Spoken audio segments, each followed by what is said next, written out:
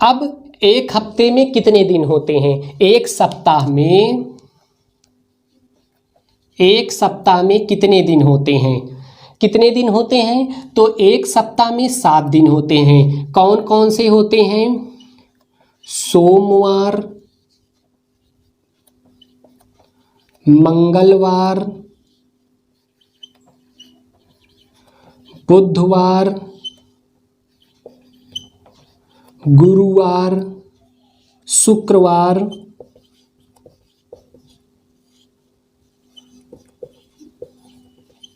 शनिवार, रविवार। ये कितने दिन हो गया? 4 3 7 दिन हो गए। अब यहां से एक क्वेश्चन पूछता है, किसी शताब्दी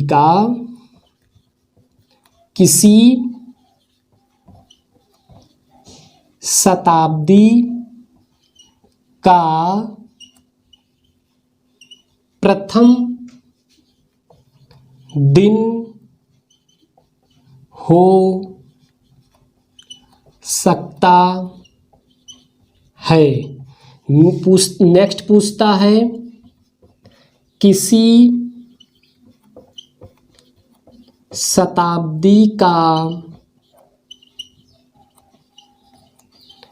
अंतिम दिन हो सकता है।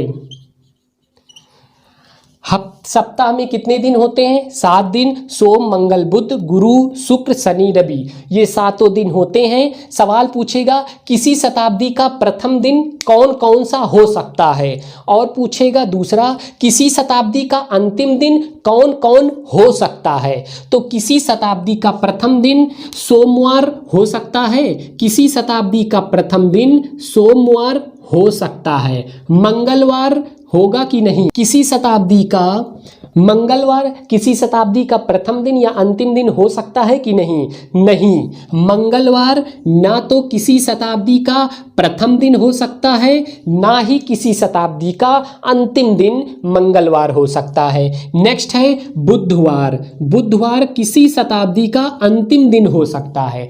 किसी शताब्दी का अंतिम दिन बुधवार हो सकता है, लेकिन किसी शताब्दी का प्रथम दिन बुधवार नहीं हो सकता है। नेक्स्ट है गुरुवार। किसी शताब्दी का प्रथम दिन गुरुवार हो सकता है, लेकिन किसी शताब्दी का अंतिम दिन गुरुवार नहीं हो सकता।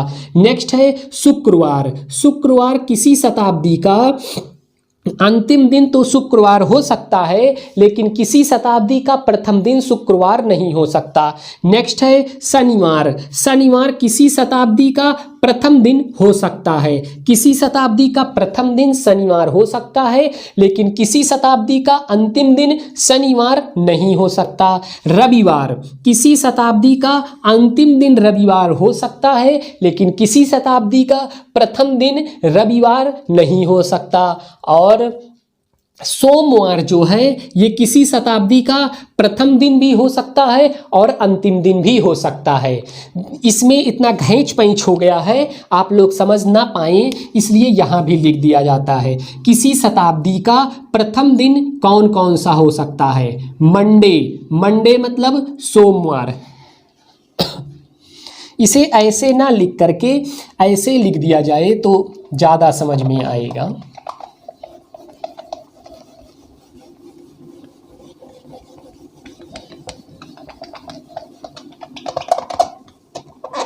सोमवार, सोमवार, गुरुवार और शनिवार। शनिवार किसी शताब्दी का प्रथम दिन हो सकता है। नेक्स्ट है शुक्रवार।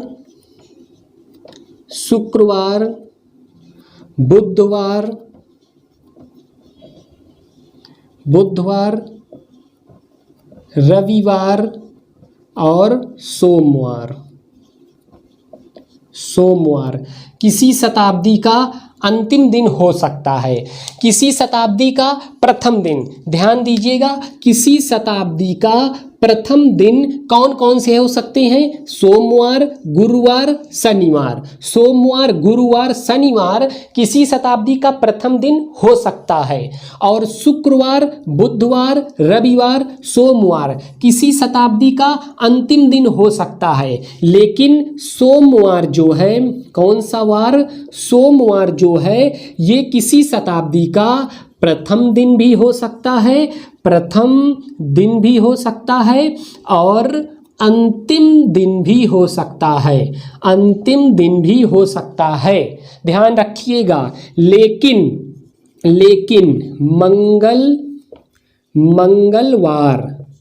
मंगलवार ये दो वार बहुत खतरनाक हैं। सोमवार किसी शताब्दी का प्रथम दिन और अंतिम दिन दोनों दिन हो सकता है, लेकिन मंगलवार ना तो प्रथम दिन और ना ही अंतिम दिन हो सकता है। मंगलवार ना तो किसी शताब्दी का प्रथम दिन हो सकता है और ना ही किसी शताब्दी का अंतिम दिन हो सकता है, लेकिन सोमवार किसी शताब्दी का प्रथम दिन भी हो सकता है और अंतिम दिन भी हो सकता है। गुरुवार और शनिवार किसी शताब्दी का प्रथम दिन हो सकता है। शुक्रवार, बुधवार और रविवार किसी शताब्दी का अंतिम दिन हो सकता है, लेकिन प्रथम दिन नहीं हो सकता है। ध्यान रखिएगा, बहुत इंपॉर्टेंट है, डायरेक्ट हूबहू एग्जाम में सवाल पूछे जाते हैं। नेक्स्ट और एक इंपॉर्टेंट फैक्ट और है, सामान्य वर्ष का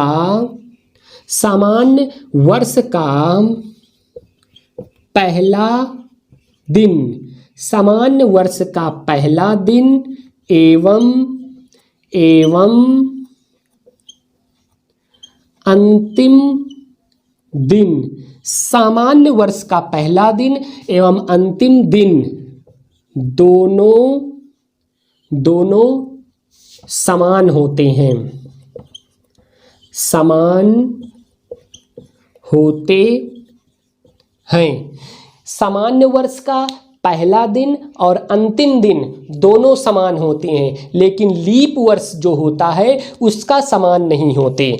तो सामान्य वर्ष का पहला दिन और अंतिम दिन दोनों समान होते हैं। डायरेक्ट एग्जाम में एक लाइन में क्वेश्चन पूछता है, सामान्य वर्ष का पहला दिन एवं अंतिम दिन दोनों समान होते हैं, लेकिन जो लीप वर्ष होता है उसका अगला दिन हो जाता है। तो सामान्य वर्ष का पहला दिन और अंतिम दिन दोनों समान होता है, लेकिन लीप वर्ष का उसका अगला दिन हो जाता है। अब